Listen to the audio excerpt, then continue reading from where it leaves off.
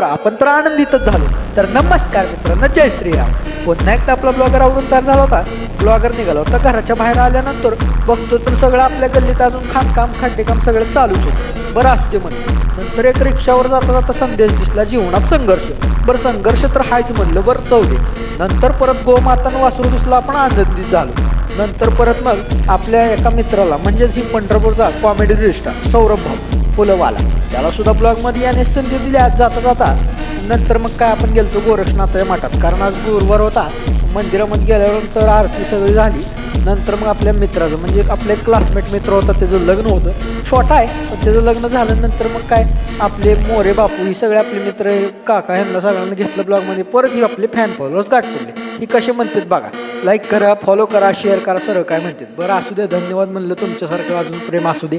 मग त्याच्यानंतर त्यांना घेऊन आपण मग नंतर गेलो ते म्हणजे संध्याकाळी अजून दत्त महाराजांच्या मंदिरात.